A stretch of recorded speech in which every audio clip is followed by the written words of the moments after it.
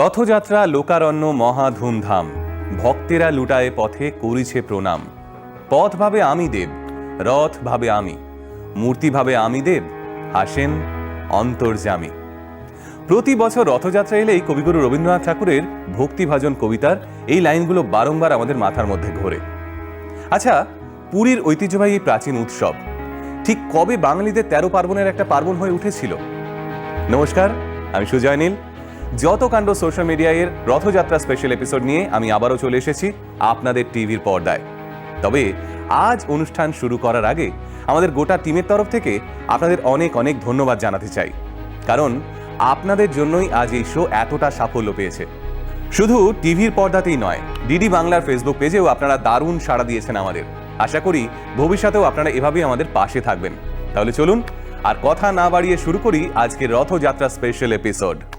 রথযাত্রা মানেই পুরী, আর পুরী মানেই জগন্নাথ দেব। কিন্তু জগন্নাথ দেবের পুরীতে আগমন হলো কিভাবে? এর সঙ্গে জড়িয়ে আছে একটা ছোট্ট গল্প। শ্রীকৃষ্ণের যখন দেহাবসান হলো তখন তার গোটা শরীর আগুনে বিলীন হয়ে গেলেও হৃদয়টি থাকলো অক্ষত। তারপরেই দৈববাণী পেলেন অর্জুন, আর সেই দৈববাণী অনুযায়ী তিনি শ্রীকৃষ্ণের হৃদয়টিকে ভাসিয়ে দিলেন সমুদ্রে। এবারে সেই হৃদয় দ্বারকা থেকে ভাসতে ভাসতে এসে পৌঁছল শ্রীক্ষেত্র পুরীতে। শ্রীকৃষ্ণের সেই হৃদয়টির খোঁজ পেল শবররা। তারা সেই হৃদয়টিকে নীল মাধব রূপে পুজো করা আরম্ভ করলেন। ওদিকে মহারাজ ইন্দ্রদুম্ন তখন মন্দির প্রতিষ্ঠা করে প্রাণ প্রতিষ্ঠা করার মতো বিগ্রহ খুঁজছেন। নীল মাধবের কথা কানে যেতেই তিনি বিভিন্ন লোকজনকে পাঠালেন নীল মাধবের খোঁজে। সবাই ফিরে এলেও রাজ পুরোহিত বিদ্যাপতি ফিরলেন না। শবর রাজের কন্যা ললিতাকে বিয়ে করে তিনি খোঁজ পেলেন নীল মাধবের। কিন্তু বিদ্যাপতির থেকে নীলমাধবের খবর পেয়ে রাজা ইন্দ্রদুম্ন যখন নীলমাধবকে আনতে জঙ্গলে পৌঁছলেন, তিনি আর দেখা পেলেন না সেই বিগ্রহের। শুরু হলো ইন্দ্রদুম্নের আমৃত্যু উপবাস। এরপর একদিন রাজার স্বপ্নে হাজির হলেন স্বয়ং নীলমাধব, আর স্বপ্নাদেশ দিলেন সমুদ্রের জলে ভেসে আসবে যে নিম কাঠ, সেই কাষ্ঠখণ্ড থেকেই তৈরি হবে বিগ্রহ। পুরাণ মতে এরপর সত্যি সত্যি নাকি সমুদ্রের স্রোতে ভেসে এসেছিল নিম কাঠ।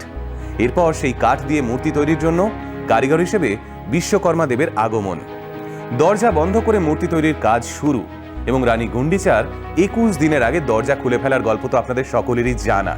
কিন্তু তারপর কি হয়েছিল?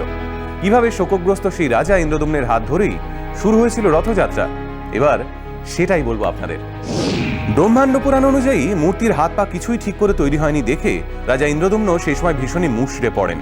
তবে সবচেয়ে অনুতপ্ত ছিলেন রানী গুন্ডিচা। দেবতাদের কাছে নিজের ক্ষমা প্রার্থনা পৌঁছে দেওয়ার জন্য তিনি দেবর্ষি নারদের প্রার্থনা করা শুরু করেন। দেবীর প্রার্থনায় নারদ এসে হাজির হন ইন্দ্রদুম্নের রাজসভায়, আর তিনি রাজা ইন্দ্রদুম্নকে বলেন, এই অর্ধ সমাপ্ত মূর্তি পরমেশ্বরের এক স্বীকৃত স্বরূপ, তাই অনুতাপ অনুশোচনা ত্যাগ করে উৎসবের আয়োজন করো, আর নিজের তৈরি মন্দিরে প্রতিষ্ঠা করো এই মূর্তি।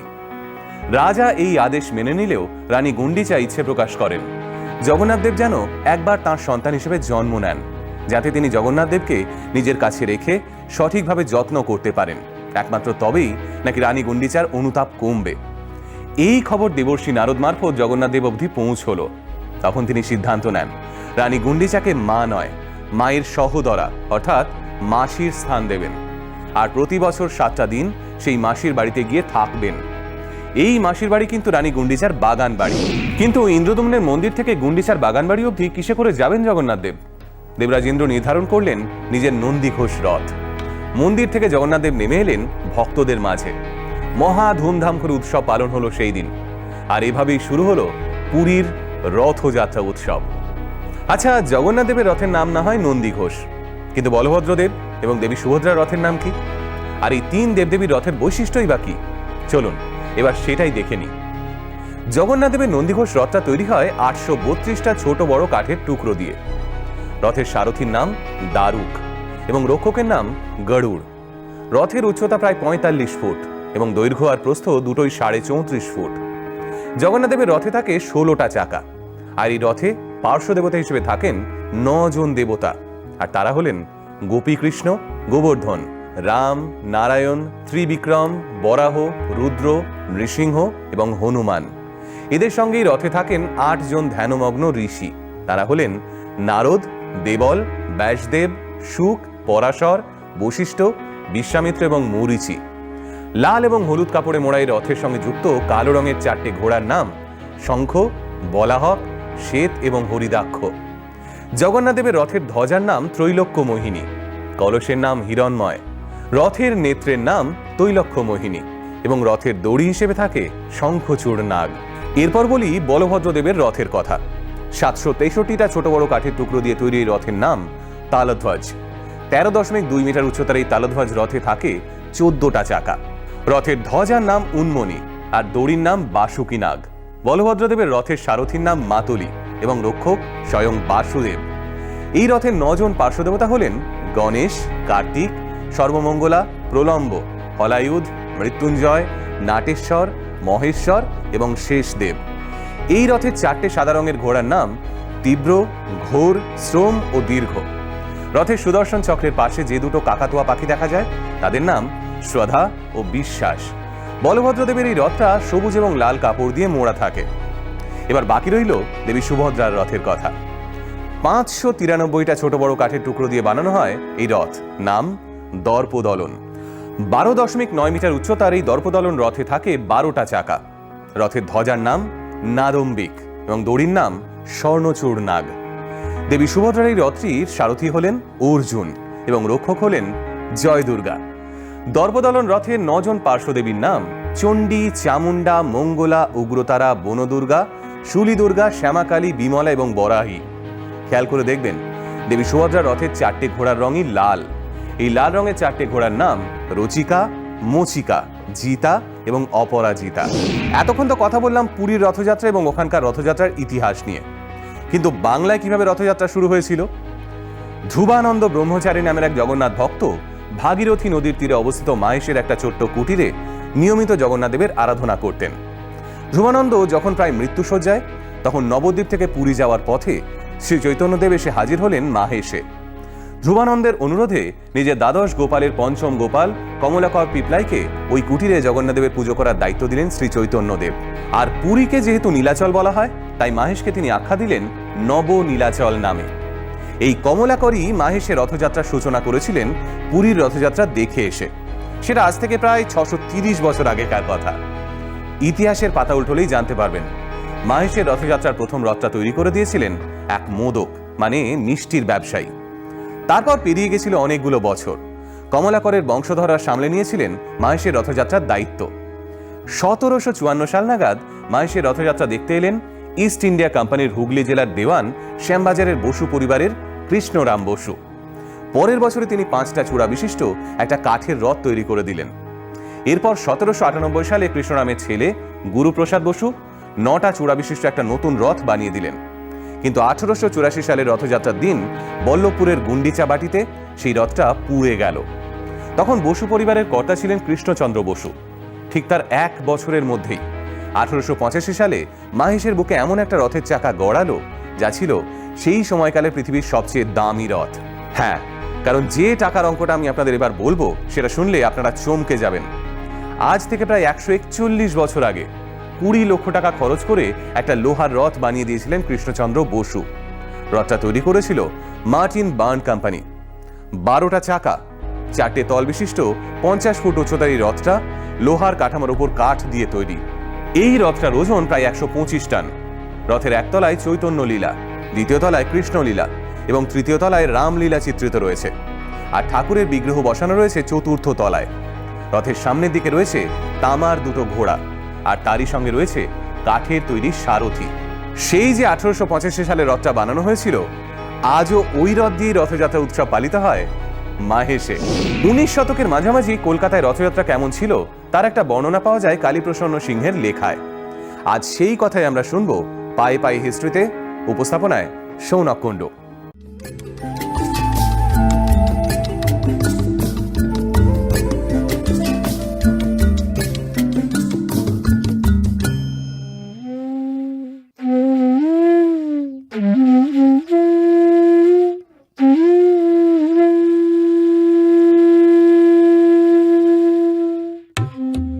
শতকের মাঝামাঝি কলকাতার রথযাত্রার একটা বর্ণনা পাওয়া যায় কালীপ্রসন্ন সিংহের হুতম প্যাচার নকশায়। তাতে লেখা, ক্রমে রথ এসে পড়ল, এত রত পরব প্রলয় বুড়ুটে, এতে ইয়ার্কির লেশ মাত্র নেই। সুতরাং শহরের রথ পার্বণে বড় একটা ঘটা নাই, কিন্তু কলকাতায় কিছুই ভাগ যাবার নয়। রথের দিন চিতপুর রোড লোকারণ্য হয়ে উঠল। ছোট ছোট ছেলেরা বার্নিশ করা জুতো, সেপাই পরা ঢাকায় ধুতি পরে, কোমরে রুমাল বেঁধে, চুল ফিরিয়ে, চাকর চাকরানীদের হাত ধরে গয়নালার উপর, পোদ্দারের দোকানে ও বাজারের বারান্দায় রথ দেখতে দাঁড়িয়েছে। আদবয়সী মাগিরা খাতায় খাতায় কোড়া ও কলপ দেওয়া কাপড় পরে রাস্তা জুড়ে চলেছে। মাটির জগন্নাথ, কাঁঠাল, তালপাতের ভেপু, পাখা ও শোলার পাখি বেধড়ক বিক্রি হচ্ছে। ছেলেদের দেখা দেখি বুড়ো বুড়ো মিনছেরাও তালপাতের ভেপু নিয়ে বাজাচ্ছেন। রাস্তায় ভোপ ও ভোপ শব্দের তুফান উঠেছে। ক্রমে ঘন্টা, হরিবোল, খোলকর্তাল লোকের গোলের সঙ্গে একখানা রথ এলো। রথের প্রথমে পেটা ঘুড়ি, নিশান খুন্তি, ভোরঙ্গ নেড়ির কবি, তারপর বৈরাগীদের 2-3 দল নিমখাসা কীর্তন, তার পিছনে শখের সংকীর্তন পাওনা। দোহার দলের সঙ্গে বড় বড় আটচালার মতো গোলপাতার ছাতা ও পাখা চলেছে। আশেপাশে কর্মকর্তারা পরিশ্রান্ত গলদঘর্ম, কেউ নিশান ও রেশালার মিলে ব্যতিব্যস্ত, কেউ পাখার বন্দোবস্তে বিব্রত। শখের সংকীর্তনওয়ালারা গোৎসই বারান্দার নিচে, চৌমাথায় ও চকের সামনে থেমে থেমে গান করে যাচ্ছেন। পেছনে চোতাদারেরা চেঁচিয়ে হাত নেড়ে গান বলে দিচ্ছেন।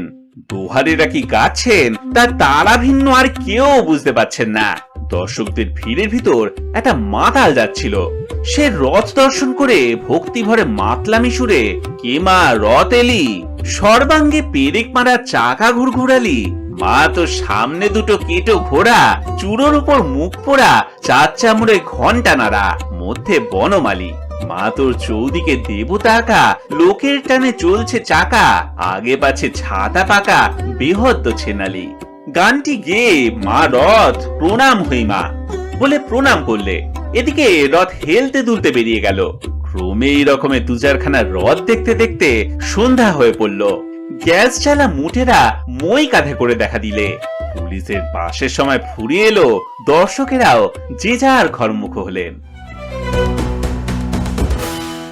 এইবার ছোট্ট করে গুপ্তিপাড়ার রথের গল্পটাও আপনাদের বলে দিই।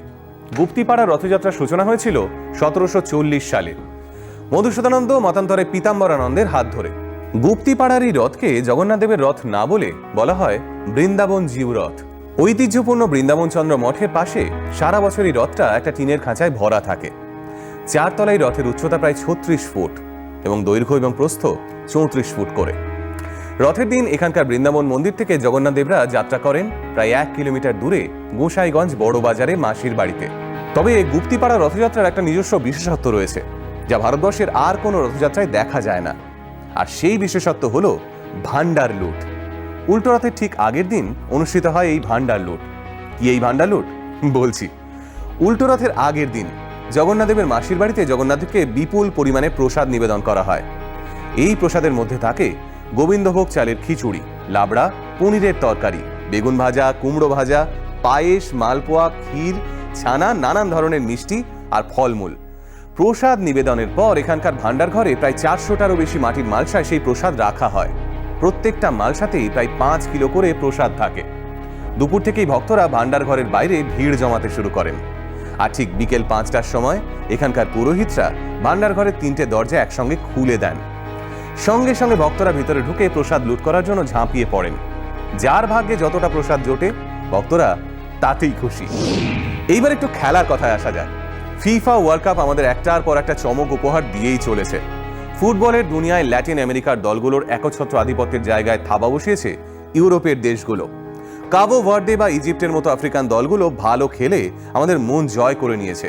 অপেক্ষা 20শে জুলাইয়ের। নিউ জার্সির মেটলাইফ স্টেডিয়ামে গ্র্যান্ড ফাইনালে কোন দলটি সেরার শিরোপা জিতে নেবে সেটা এখন জানার। ফুটবলের এই মরশুমে বাঙালি কিভাবে সেলিব্রেট করছে আমাদের সামনে সেই গল্পই তুলে ধরবে অয়ন।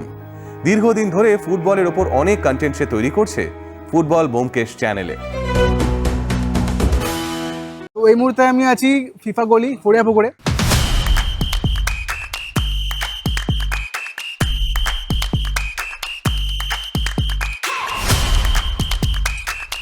দেখো Argentina is in semifinal, Argentina versus England হবে, অন্যদিকে স্পেন ভার্সেস ফ্রান্স হবে, ঠিক আছে? তো কে জিততে পারে এবার ওয়ার্ল্ড কাপ? তোমাদের কি মনে হয় যে এবার ফাইনালিস্ট কে হবে? Obviously Argentina. যদি আর্জেন্টিনা ফাইনালে ওঠে, ফাইনালে আর্জেন্টিনার সঙ্গে কাকে এক্সপেক্ট করছো? স্পেন। ফ্রান্স। কাকে চাই? ফ্রান্স আর England, Brazil fan, Portugal. Portugal fan তিনি চাই ইংল্যান্ড আর ফ্রান্স ফাইনালে যান। তুমি বলছো আর্জেন্টিনা ফাইনালে উঠবে?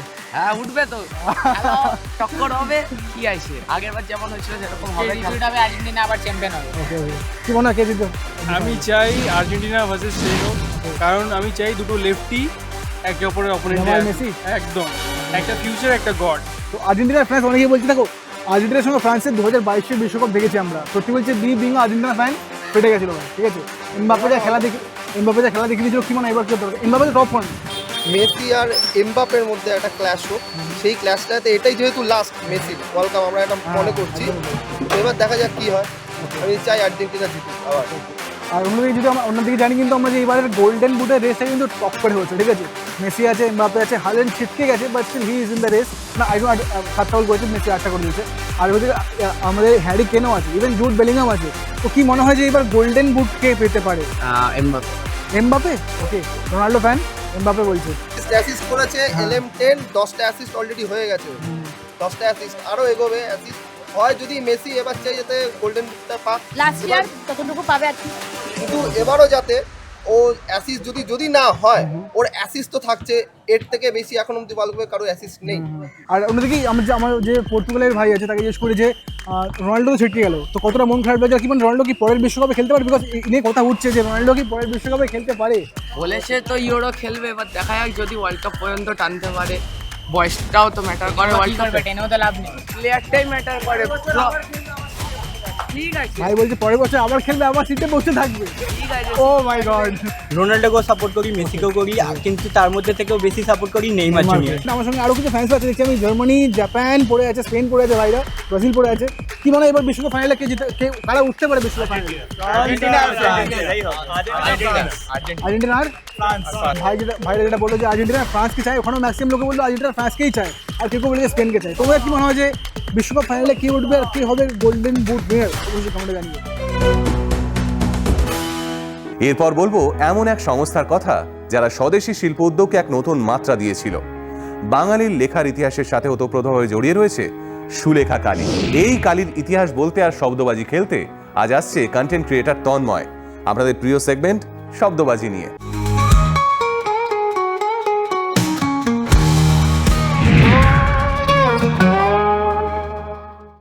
শব্দবাজি বাংলা শব্দের খেলার এই যে বিভাগ, যতকাণ্ড সোশ্যাল মিডিয়া, আমরা এখানে বাংলা শব্দ নিয়ে খেলা করি আর বাংলা শব্দের গল্প করি। কালী, দুটো এরকম বানান রয়েছে বাংলা ভাষায়, একটা কয়াকা লয় রস্বই, একটা কয়াকা লয় দীর্ঘ ই। এবার লয় রস্বই যেটা, সেটা হচ্ছে লেখার কালী, আর লয় দীর্ঘই হলে তখন ঠাকুর দেবতা। তো এই যে লয় রস্বই এর কালী, এই কালী কথা যেই বলি, বাঙালি মাথায় একটা ব্র্যান্ডের কথা আসবেই আসবে, আর সেটা হলো সুলেখা কালী।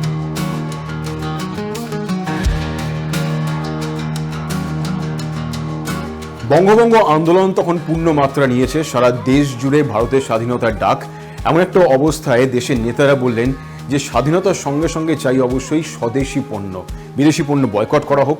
স্বাধীনতার মন্ত্রে উজ্জীবিত বাঙালি সেই সময় অনেক কিছু তৈরি করতে শুরু করেছিল। বাঙালিরা ব্যবসা তো করতোই, আরও নতুনভাবে উজ্জীবিত হয়ে তারা বাঙালি হিসেবে নতুন নতুন পণ্য আনতে শুরু করলো, যার মধ্যে একটা ছিল এই কালী, সুলেখা কালী। যদি আমার হাতে যে বাক্সটা দেখতে পাচ্ছেন, লেখা রয়েছে যদিও স্বাধীন, এবং সেখানে আমরা দেখতে পাচ্ছি ক্ষুদিরামের ছবিও দেখতে পাচ্ছি, কিন্তু এই কালী যদিও তৈরি করা অনেক পরে, কিন্তু স্বাধীনতার সেই সময়, স্বাধীনতা চাওয়ার মুহূর্তে যখন এই একের পর এক পণ্য তৈরি হচ্ছে, তখন সুলেখা কালী কীভাবে ছড়িয়ে পড়েছিল সারা ভারতে এবং বাংলার মুখ উজ্জ্বল করেছিল, সেই নিয়ে কথা বলবো শ্রী কৌশিক মৈত্রের সঙ্গে। অ্যাকচুয়ালি 1934 অফিসিয়ালি প্রতিষ্ঠা আমরা বলি, কাজটা শুরু হয়েছিল 1930-এর গোড়ার দিকে। তখন আমার ঠাকুরদা ননীগোপাল মৈত্র, উনি ছিলেন দমদম জেলে, এবং উনি ওখান থেকে পরীক্ষা দিচ্ছিলেন। MSc পরীক্ষায় উনি ফিজিক্স নিয়ে পড়ছিলেন, ফিজিক্সে উনি প্রথম হন পরীক্ষায় মার্কসের দিক দিয়ে, কিন্তু ওনাকে দ্বিতীয় স্থান দেওয়া হয়। তার কারণটা হচ্ছে ওনার মার্কস কাটা হলো, উনি বিদেশি কালিতে লিখবেন না বলে পেন্সিলে লিখেছিলেন। উনি যখন জেল থেকে ছাড়া পেলেন, তখন গান্ধীজি সেই সময় গান্ধী আশ্রমে ছিলেন, ওনাকে নিয়ে যান গান্ধীজির কাছে শ্রী সতীশচন্দ্র দাশগুপ্ত, যিনি ছিলেন বেঙ্গল কেমিক্যালের চিফ কেমিস্ট। গান্ধীজি বলেন, দেখো সবাই যদি তোমাদের মতো ছেলেরা যদি আন্দোলন করে জেলে থাকে তাহলে তো আমাদের পক্ষে খুব মুশকিল। আমাদের এই সময় যেমন আমরা বলছি যে আমাদের বিদেশি দ্রব্য বর্জন করতে হবে, সেটা যেমন ঠিক, তাই আমাদের স্বদেশি দ্রব্য লাগবে। সেই দ্রব্যটা কে তৈরি করবে? তোমাদেরই তৈরি করতে হবে। এই ঘটনাটা গান্ধীজি শুনলেন, শোনার পরেই উনি বললেন তুমি কালি তৈরি করো, কিন্তু সেই কালিকে এমন হতে হবে গুণমানে যে তা বিদেশি কালির সমতুল্য। ননীগোপাল মৈত্র রাজশাহীতে ফিরে গেছেন, ওখানে কলেজে অধ্যাপনা করছেন, সেখানে কালির তৈরির চেষ্টা চলছে। 1933-34 সাল নাগাদ একটা কালি তৈরি হলো, সতীশবাবুর খুব পছন্দ হলো, উনি গান্ধীজিকে পাঠালেন। গান্ধীজি লিখে পাঠালেন, তোমার পাওয়া দেওয়া কালিটা আমি পেয়েছি, আমার পছন্দ হয়েছে, আমি তোমাকে আরও লিখে জানাবো। এইটুকু চিঠিটা আমি দেখেছি। গান্ধীজি ওই সময় যান রবীন্দ্রনাথের কাছে শান্তিনিকেতনে, গিয়ে বলেন যে এরকম ব্যাপার, এই ঘটনা, কি নাম হলে ভালো হয়? সতীশ তো এই নাম বলছে। তো কবিগুরু সমর্থন করেন সুলেখা নামটা, এই থেকেই নামটা সুলেখা 1934 সালে। এইভাবে শুরু। একদম শুরুতে কালি কালি বলেছিলাম, ফিরিঙ্গি কালী বাড়ির কথা মনে পড়ছে, কিন্তু এখানে যে ফিরিঙ্গি কালী সেটা অন্য জিনিস। কৌশিকদা, কি ব্যাপারটা? এটা একটা বিরাট বড় গল্প আছে। একটা বিদেশি মহিলার সঙ্গে আলাপ রাজশাহীতে, তারকে উদ্দেশ্য করে এই কালিটা তৈরি হয়। এই কালিটা আদৌ তখন বেড়েছিল ফিরিঙ্গি মানে বিদেশি, ছটা আলাদা আলাদা রং, এরকম বিভিন্ন 6টা রং। বন্দে মাতরম অর্থাৎ স্বদেশ মন্ত্রে দীক্ষিত যদি বলি একটা কালী বা দুটো কালী যা দেখতে পাচ্ছি, কৌশিকদার সঙ্গে একটা বইও দেখতে পাচ্ছি, এখানে কিসের গল্প রয়েছে? এখানে বন্দে মাতরমের গল্প আছে। প্রথমে বঙ্কিমচন্দ্র চট্টোপাধ্যায় সম্বন্ধে বলা আছে। বন্দে মাতরম প্রথম সুর দিলেন হচ্ছেন যদু ভট্ট, তাদের নামে ছোট ছোট করে লেখা আছে হাতে আঁকা ছবি দিয়ে।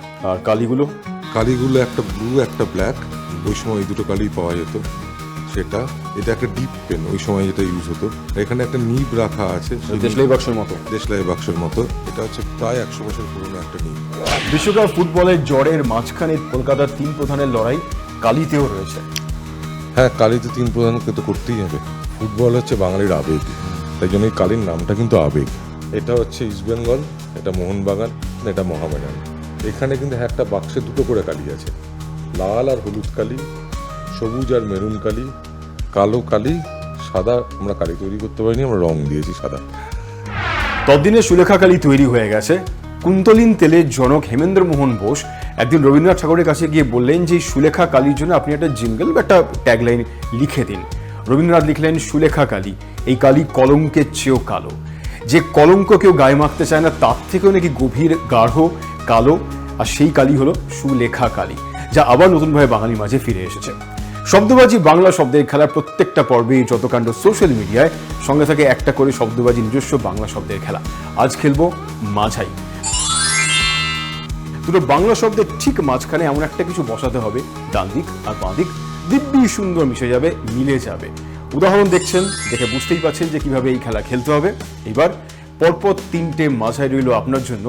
আপনি যে মুহূর্তে উত্তর চিনতে পারবেন, আপনাকে ইমেল করতে হবে আমাদের।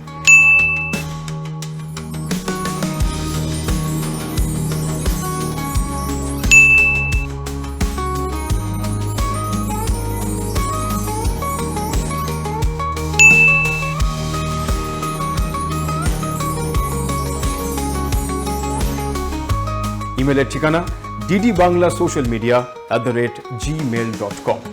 যারা প্রত্যেক সপ্তাহে উত্তর পাঠান, তাদের মধ্যে থেকে সেরা কয়েকজন, তাদের নাম আমরা দেখাই, উত্তর সহ অবশ্যই। এবং গত সপ্তাহে যে খেলা খেলেছিলাম তার উত্তর, আর গত সপ্তাহে যারা ঠিক উত্তর দিয়েছিলেন তাদের নাম এই দেখে নিন।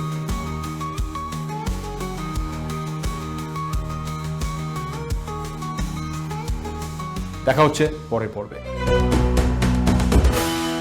কেমন লাগলো আজকের আমাদের এই এপিসোড? আপনাদের মতামত জানান আমাদের সোশ্যাল মিডিয়া হ্যান্ডেলে।